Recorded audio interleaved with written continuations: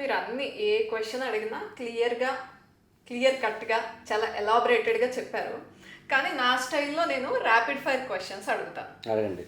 ఫటాఫట్ ఇలా 1 line answers చెప్పేయాలి. సూపర్. స్టార్ట్ చేద్దామా? నేను రెడీ. ఓకే. ఐఏఎస్ కావాలంటే కావాల్సింది సహనం. ఆస్పిరెంట్కి ఉండకూడదు. Over confidence.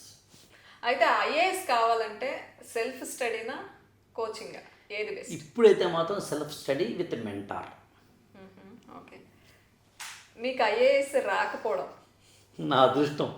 ఓహో, ఓకే. ఐఏఎస్కి కావాల్సింది క్యారెక్టరా పర్సనాలిటీయా? ప్రిపరేషన్ చేస్తున్నప్పుడు క్యారెక్టర్ కావాలి, ఇంటర్వ్యూ హాల్లో పర్సనాలిటీ కావాలి, ఐఏఎస్ అయిన తర్వాత రెండింటి కాంబినేషన్ కావాలి. ఓకే. పర్సనాలిటీకి క్యారెక్టర్కి తేడా ఏంటి? ఇతరుల కోసం మన ప్రవర్తనని మార్చుకునేది పర్సనాలిటీ. మన లోపల ఉన్నవాడు సత్యం చెబుతున్నప్పుడు నగ్నంగా కనిపించేది క్యారెక్టర్. ఓకే. మీ దృష్టిలో ర్యాంకర్ గొప్ప, ఫెయిల్ అయిన వాళ్ళు గొప్ప? ర్యాంకర్ ఆఫ్ కోర్స్ గొప్ప అయి ఉండొచ్చు. అంటే నేను కొన్ని మీ మాటల్లో తేడాలు గమనించి ఈ క్వశ్చన్ పెట్టాను యాక్చువల్గా. నా దృష్టిలో ఫెయిల్ అయిన వాడే గొప్ప. ఎందుకు? ర్యాంకర్కి ఐఏఎస్ వస్తుంది, ఫెయిల్ అయిన వాడికి జీవితం తెలుస్తుంది. చదివేవాడు సీరియస్గా చదవాలా, సిన్సియర్గా చదవాలా? సిన్సియర్గా చదవాలి. అంటే తేడా ఏంటి?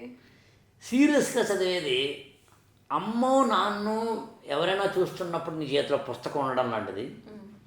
సిన్సియర్గా చదవడం అనేది పుస్తకంలో ఉన్నది లోపలికి వెళ్ళడం లాంటిది. ఓకే.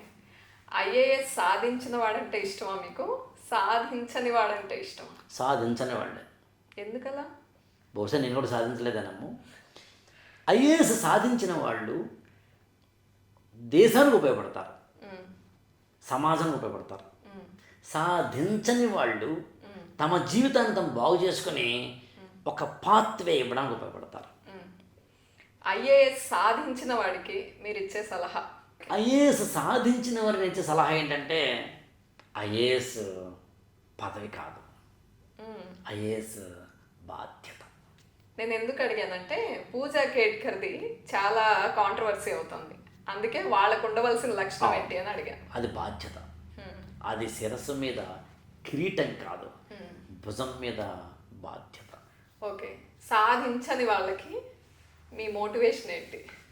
సాధించని వాళ్ళు సిన్సియర్గా నువ్వు ప్రిపేర్ అయి ఉంటే ఓకే నువ్వు జీవితంలో బాగా ఎదుగుతావు. ఐఏఎస్ రాకపోతే ప్రిపరేషన్కి వచ్చిన స్టూడెంట్స్కి మీరు ఇచ్చే 4 టిప్పులు? 1, ఫ్రెండ్స్ వద్దు. 2, ఇక్కడ ఏం చదవాలో తెలుసుకో, ఏం చదవకూడదు తెలుసుకో. 3, ఎట్టి పరిస్థితుల్లో నిరాశ చెందకు.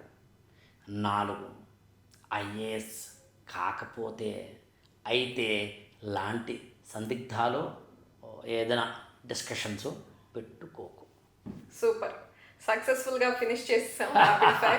Thank you so much. Thank you.